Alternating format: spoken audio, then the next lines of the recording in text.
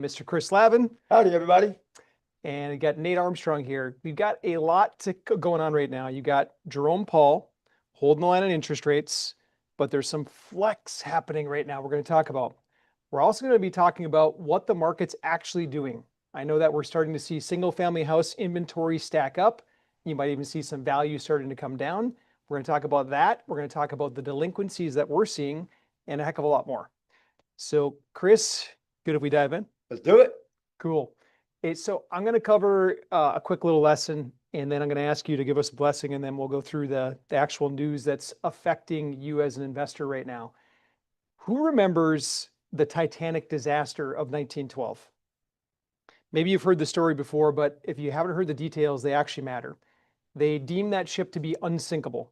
The builders, the promoters, everybody, they said it's a marvel, it's a engineering feat, and they were boasting about it being invincible. And then this overconfidence, it led to oversight, such as they had 20 lifeboats for over 2,000 passengers. So it was nowhere near enough to carry all of the crew plus all the passengers. The captain, Edward Smith, he ignored iceberg warnings. He said, you know what? No, this thing is unsinkable. We're gonna plow right through this. He thought it could just literally advance through any challenge. And then about 100 years ago, April 14th, 1912, this prideful mindset met reality when the Titanic struck an iceberg and it sunk. The unsinkable ship, it sank in less than 3 hours, unfortunately taking the lives of over 1,500 people. So one of the deadliest peacetime marine disasters ever. And this tragedy exposed how overconfidence and pride led to catastrophic failure. Now, don't get me wrong, we should celebrate and be prideful of some things in life. But what if we give God the glory instead of taking it ourselves? And that leads me to this proverb, 16:18. Pride goes before destruction, a haughty spirit before a fall. What can you give glory to God for today? Slavin, would you mind giving us a blessing? Heavenly Father, first and foremost, I'd like to acknowledge that without you I am nothing, and for you is where all the glory belongs. Please allow us to keep our egos aside today as we look for your guidance and look for your wisdom as we share some of our knowledge and experience with the people that are here with us today. Please bless what we're doing today so that we are truly delivering the spirit that you intend for us to deliver. I ask this in your name. Amen. Amen. It's a beautiful day, a beautiful week, and a lot of stuff's happening in real estate right now. I want A big, beautiful week. a big, beautiful week. Well, a big, beautiful bill is about to make everything even better. In the time being, though, let's talk a little bit about the market as a whole. So a lot of the news that you see is going to be centered around single family. We don't talk very much about it here because we're into multifamily, but single family, there's something happening right now. If you're starting to see inventory stack up, prices get stale, or prices even drop, it's because you're seeing sellers outpacing buyers by a long shot. Interest rates are high, prices are high. Chris, what's your feel on the single family house market? Well, I don't want to say my feel. Let me lay some facts down for you. There's been a moratorium on foreclosures that's being removed September, right? So what's going to happen is there's going to be a whole bunch of cheap houses entering the market. And I suspect that single family market is going to fall quickly. It's already a buyer's market. It's going to get really tough in that sector of real estate, and it's going to get really tough really quick. So if you're looking for a deal, wait for September. You'll start October. You're going to see some great deals on the market. Last quarter this year is going to be scary in the single family space. And that's single family. Single family. And it's completely independent of what the commercial market's doing. And I want us to get into that and really explain that, because you'll see articles like this. CMBS delinquency, it spiked to its worst level in quite some time. And if you drill into the facts of it, it's actually primarily office space. Right. And I want to show you that here. You see, office space has not recovered yet. That's this last little bar on the far left side of this graph. Office space is still hovering around the same levels it has been for the last year. It's been at rock bottom essentially. Yeah. The COVID-19 pandemic, it absolutely crushed offices, plus interest rates rising, plus insurance rates rising. So office space is still sitting down here. If you go over to the right side of the graph, you'll notice that multifamily and industrial have both climbed up from bottom. They're no longer sitting there. Instead, they're quite a bit off bottom right now. And that's because of the resiliency of what's happening in these two asset classes.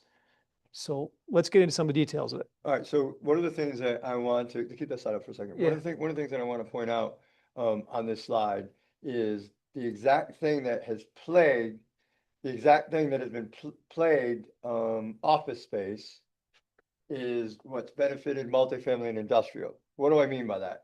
Well, you know, COVID stopped the supply chain and the supply chain was dead. And so now people are bringing manufacturing back to the US to avoid that from ever happening again. People have short-term memories though, so that'll only last for so long. But that's what's charging industrial. Multifamily, you're welcome, Lisa. Why is multifamily holding on? Well, interest rates are driving single family prices through the roof. So even though there's going to be a decline in prices on that single family space that I was talking about earlier, people still can't buy the houses they want because the cost of the money is so high to buy those houses. They have to either buy less house or in a less desirable neighborhood. As a result of that, multifamily is going to stay resilient. It just makes sense for more people. Not only that, people that are going with the baby boomers, right? The boomers are now transitioned into retirement. They get up in their, they don't want to maintain a house. They want to live in an apartment. They want to pay their rent. They want to pay their utilities. And when they come home and it's snowing outside, somebody else is shoveling. When they come home and the grass is growing, somebody else is mowing the grass. They have a plumbing problem. They want to make a phone call. So a lot of these things are leading to the multifamily resilience, even through these weird markets. So multifamily is going to remain strong. And I think we're at one of those places in the market cycle where our investments are going to pay off handsomely, just absolutely handsomely. And if you guys go back in time and look at multifamily, what it did in 2009, it went down for about a year and it came right back up. So while single family took 4 to 6 years, depending on the zip code that we're talking about, to go through full cycle, multifamily was just a hair over a year. And similar is happening right now. And I pulled up a couple of data points on this. So number one, strong operational performance after the first quarter of REITs earning calls. What this means is that all of the publicly traded real estate investment trusts, they did their public calls at the end of the quarter. And what's happening is the data is showing that they're performing really well. Chris, your take on this? Like, wow. But this is great news. But we've been telling you this for months, right? We've been saying that the multifamily spaces hit bottom, is climbing back up. Here's empirical data that you can't deny. These guys are returning higher than expected earnings to their investors as a direct result of the things that we've been telling you about for months. So we've accurately predicted this market cycle, have been on the right side of it, and now we're buying. Hey, our newest property, we're buying $500,000 under what it was listed for on LoopNet when they listed it. So if you bought smart, bought aggressively, and keep doing it, right? Because we're still on that climb. You haven't missed out yet, but you wait until this bill passes in a couple months, right? The market's going to get even drier. So this is just absolute data supporting what we've been telling you for months. Yeah, and this news cycle has really started. If you guys were looking at the data on all this, you can see like multifamily is performing. It's coming up off of bottom. But if you compare it on a side-by-side snapshot, in 2009, this is multifamily specifically, 2009, values dropped to about 31% below its peak price. This time around in this cycle, they dropped about similar, but they've already lifted. They're already coming back up. So multifamily went through its cycle. It hit bottom and now it's starting to lift. So that's where we're at in this cycle as a whole. Chris, one of your favorite subjects here. We have a bridge to nowhere that's been done, or maybe I should say never completed, over in California. $24 billion were spent to house the homeless population. Today, the majority of the buildings that they bought, hotels, multifamily, etc., today the majority of them are boarded up, housing nobody. What are your thoughts on this? So before I get passionate about this, not only are they housing nobody, if you continue to read the article, it talks about People are living in tents in the parking lots of these buildings, foaming perimeters with any of the vehicles that they have, so they can keep their belongings safe. This is insane. This is our government at work, which is why my mantra is, listen, give to Caesar what is Caesar's, but don't give him a tip. And the reason is because our primary goal, or my primary goal, my family's primary goal, is to affect the world in a positive way. And we believe we can do that better by finding legal ways to avoid paying taxes, i.e. multifamily real estate investment, legal ways to keep from paying taxes, so we can take those dollars that we don't give to the government, where $1 out of $1,000 maybe meets the needs of the people, and we take that money and we directly affect the people in the world that absolutely needs it. There you go. Our government at work. That is. But I don't really have any opinion on the matter. No, zero. So what Chris is referring to is that there right now, when you invest in multifamily, you can actually get some really good tax perks. Kind of like this. My wife and I, we've got 3 kids. Whenever we have a child, at the end of each year, when we do our taxes, we get to claim the child tax credit. I get about roughly $2,000 per kid as a tax rebate right on my taxes. Multifamily is similar, except for I don't have to have more kids. I invest in it and I get massive tax breaks, not $2,000, but like tons, like 20,000, 40,000, maybe even half of the money that I put in, depending on the deal and the time that I invest into it. And so it makes it probably the premier place to park cash, at least during this cycle right now.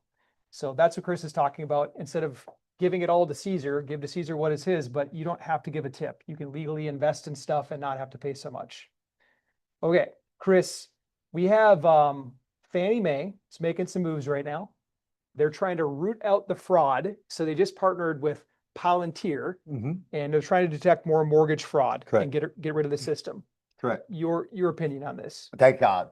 Right. So they started inside the office, where the people weren't even showing up for work. Right. We saw that when Pulte went in there and saw all this craziness going on. So now they're starting to look at the cost of them doing business, or one of their losses is theft. That theft is through mortgage fraud, where people are taking out mortgages, never having any intention to pay for it. And then somehow the previous administration has helped these fraudsters by putting a moratorium on any foreclosures. So there's this whole big thing going on. Finally, there's some common sense going on here, where they're going in there, and the oversight committee that is going to be overlooking Fannie and Freddie is insisting that they crack down on this fraud. By the way, they suspect that as much as 27% of their current holdings are fraudulent. So that's nuts. Over a quarter of what they have. Nuts. It's insanity. It is. No, it's their government at work. So Chris, I know we don't give stock tips on this show. Never. But you did make 10 grand off of a insider. Well, it wasn't insider. It was me whispering to you that I think that Fannie Mae and Freddie Mac are going to go up. Absolutely. Is it clear? Can we publicly state that? Yeah, absolutely. I made $10,000 over the release of the news when President Trump started talking about taking Fannie and Freddie private again. I bought a bunch of stock. I made $10,000. The hype kind of settled down. The stock had settled. I pulled out. So I told Chris that I had put my positions in that morning. I had them locked. I tell Chris, hey, Chris, did you update your positions? Fannie and Freddie are going to do really well today. And Chris says, no, I haven't done that. Goes into his office, he does it. End of the day, he kills it. End of the day, I get home and I'm like, what? They didn't accept my positions. They didn't accept my positions. What the heck? Chris is like, well, Nate, you're cheap. You didn't even give him an extra $1 on this. Pennies. You just need to give him 2 more pennies and you would have gotten your stock. So Chris cashed in the 10 grand. But that's a gamble, right? That's not what I do with my money to invest. That was almost like entertainment money. All for fun. All for good fun. So another man, all for fun at this point in his life, Warren Buffett. He's one of the only in the top 10 for billionaires in the world. He's the only one that's seen his wealth increase this year. We've got Elon, Jeff, Mark Zuckerberg. They've all gone down this year, and Warren Buffett has done well. Well, it's because he's only halfway up the list, man. He only has a net worth of 155 billion, Only. Yeah. Only. Well, Mr. Buffett, I'm only going to say one thing on this, and Who knows? Mr. Buffett does happen to own a real estate brokerage, one of the biggest in the United States. He also happens to own a lot in affordable housing. He's not a direct investor. He's not like buying the real estate himself. Don't get me wrong. Don't hear me wrong. but he's invested into a lot of REITs, and he also owns a manufactured housing company, basically, so supplying the affordable housing need. So he plays a little in real estate. Just gonna make that note. Well, a lot in real estate, right? And one of the things that this guy is living with, one of the statements that he's known for is be greedy when other people are fearful and fearful when other people are greedy, right? So this guy is playing the market bounce, just like we talked about in the multifamily space. And by the way, 80% or 83% of his real estate holdings are either directly or indirectly a multifamily. Cool. Guy worth 155 billion buy a multifamily. He's figured out the REIT game for Mhm. sure. All right, let's move on to interest rates. So mortgage interest rates right now, since Trump basically said, hey, we're gonna release Fannie and Freddie, they went wild. They went wild. You got the usual happening right now. You've got Trump telling Powell, hey, you got to cut these rates. And now you got the rest of the gang telling him the same thing. They're saying, well, hey, Jerome Powell, you told us in your words that if jobs were under control, if unemployment rate was staying the same and inflation was coming down, that you were going to cut rates. Why haven't you cut rates yet?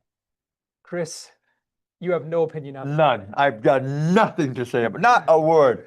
Listen, Linda, this is nuts. What are these people doing?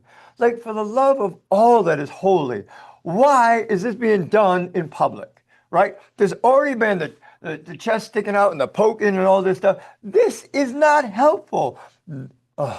Powell is not a government employee. You have no influence over him. So you're going to what? Berate him in public for him to come up with more reasons and excuses to not fulfill your agenda? Listen, I'm not revealing my politics in any way, shape, or form. But seriously, come on, Pulte. Take the guy out to dinner, buy him a scotch, sit down with him and say, hey, listen, bud, this is what we said. How can we find a way out of this situation where everybody saves face? And they're not doing it. And as a result, Joe American is suffering. This is all pride and ego. It's just demoralizing. It's absolutely despicable. So we'll let those two play politics and we'll keep doing our thing. But in the time being, how are we doing interest rate wise on multifamily? Bazinga. We're doing just absolutely fantastic. And while it's not the 2% that we were getting last year, but we're looking at a deal right now, and we're getting 5.64%, which is unheard of. You can't get a residential mortgage for 7.5% now, and we're getting 5.64%. That's on this one right on here. that bad boy right there. Yeah, so we're doing great. It's because we perform. Banks don't have any problems with us. I don't know if y'all know anything about the operation of multifamily, but there are certain rules and things you've got to abide by. We actually have the lender and agency inspectors, Fannie and Freddie inspectors, come to a property quarterly, make sure that everything is good. Whenever they find anything wrong, caulk missing in a window, just stuff that we missed, we respond to it immediately. We do the repairs. We send them proof and keep up in line. And it's funny because this is the only way I know how to do business, and I'm fearful to do business any other way. But I started talking to one of the administrators, and she's like, man, we've had people who have had things on their list for 2.5 years that were safety issues that still haven't been reported, and technically the banks can foreclose on that. And I said, why would they do that? And she goes, some people just don't care. So as a result of the actions that we take as partners and as a company, we're tier one lenders. Like, the banks want to give us money because they know that we're doing the next right thing with our assets and their money and their assets, right? So we're not as affected as the general public, and we're in the top 5% of borrowers, and it's just been a really great thing for us. So this particular asset, as Chris was saying, we got a quote in the 5.6 range for this. While a lot of people are paying in the 7s, we are getting it in the 5.6. And it's primarily because of the borrower status, like Chris said, tier one. In addition to that, I want to just explain Green Bay. If you are looking at potential investments, don't ignore Green Bay. I know it's not a Sun Belt city, but check this out. Got rated #1 best place to live in America in 2023. It's been on the top 10 list for a decade. You have more high income earners moving here than almost any other city in America. Check this study out, 2025 study, fresh, hot off the press. Green Bay was #2 in the country, only behind one city in Florida, for high income earners moving in. So when you've got jobs that are attracting people, when you've got population increase, what happens is that it makes your investment so easy to play. Go ahead, Chris. Pause that. Freeze that frame for a second. Continue what you were saying. Yeah. So this, what we're looking for when we're investing into an asset, we're taking this one. By the way, we just got another $1 million commitment on it today, officially. So this one's almost, it's going to be wrapped up within a Wrapped couple of up, weeks. yeah. It might even be wrapped up this week. But this particular one, if you're looking for an investment opportunity, don't look past this one. You've got jobs and you got population increase. Right, and not only that, you've got a Class A asset. And would you scroll up the screen on the right-hand side, please? Yeah. Scroll up. Keep going. Oh, where's the sign? The Green Bay sign. Oh, right here. All right. So you see that sign? That sign right there on the right-hand side that everybody knows Green Bay by? If you look at the middle right-hand side of the screen, come over here. Oh, down. Yeah, right That's here. that sign right out in front of our building. So everybody knows City Deck because that's where that sign is. And this is the City Deck apartment complex. So this is like the city is proud of it. They're just so proud of this asset. This is a Class A asset, tier one market, job growth. They're now putting in public transportation so it can become a suburb to Chicago. People can literally commute from here to Chicago. So you're finding investors coming in here and buying up the properties, increasing the value. And the one thing that you didn't talk about specifically, this asset is being poorly managed. I know that sounds insane, but this asset is being poorly managed. It's at 100% lease. No property should ever be at 100% lease. It should be at that 97, 95%. If it's at 100% lease, that means that they're not charging enough for the rents. So we're going to see quick growth on this bad boy. Our investors are going to kill it on this deal. And I know that comment might sound a little bit strange because our investor earlier today, he's like, why don't you want 100%? And it's strictly because that means you're under rented. A lot of property managers will do that. They'll make that mistake and they'll keep rents too low. They'll get to 100% and they think that that's good. It's actually bad. You'll make more money net when you're pushing rents at all times. You should be 90% plus, but not 100%. Correct. So that's the deal. If you're looking for a potential investment, we're open to accredited investors. Team, if you could put the link in the chat, that'd be amazing. You could click on that link, sign up for a call with us. We'll give you the rundown on the property. There's amazing tax perks that come with it as well. If you haven't already heard this bill that you hear about on the news every day, the big beautiful bill, it has some tax perks in it that literally, when people invest into a multifamily deal like this, if they're structured the right way, they can wipe out a significant portion of their ordinary income. Got to be structured the right way. We can talk to you about that on the call. So use the link, book a call. We'll jump on with you. If you don't see a link, by the way, just put the word call in the comments and our team will shoot it over to you with a private message. Sometimes in social media, you won't see the link. So we'll shoot you a private message. Put CALL, call, in the comments. 100K minimum. We take $1 million placements. The placement that we took earlier today for $1 million, it's earning that individual a 10% preferred return, plus a big backside split, 80% to the investor, 20% to Home Invest. That's how we make our bread and butter over here. For folks that are doing 500K to $1 million, it is a 75-25 split, 75 to the investor, 25 to Home Invest, with an 8% preferred return. And then for folks that are doing $100,000, between $100,000 and $500,000, that is a 6% preferred return with a 70-30 split, 70% to the investor, 30% to us. So if you're curious, like, hey, Home Invest, Chris, why do you do deals like this? We get paid that split. That's the biggest portion that we get excited about. We get paid a small fee up front for kind of brokering the deal, just like a real estate broker would. But on top of that, that fee on the backside is how we fuel everything here. So we're very incentivized to make sure our projects succeed. And know that we earn that because that's all the money we get to manage that property from beginning to end. So yeah, we earn that. And by structuring the deal this way, you know that we have to perform so that we can eat. So if we perform and drive the property value up and make this a successful asset, you're going to win. We win. It's the only way everybody wins. Otherwise, it just wouldn't make sense. Cool. Chris and I are both personally investing in the property. It's a dynamite one. All right. Chris, anything else you wanted to hit today? One other thing. Uh-oh. When in Rome, do as the Romans do. See y'all in Green Bay. God bless. Have a great week. If you don't know what that is, look at the I Love Green Bay sign. Let me put that up on the screen because I think that'll correlate. If you've ever seen this, the Cheesehead, world famous Cheesehead hats, Chris has an authentic one right from Authentic. Lambeau Field. It even smells like Swiss cheese. All right. Thank you guys. God bless everybody. See you next week. Bye-bye.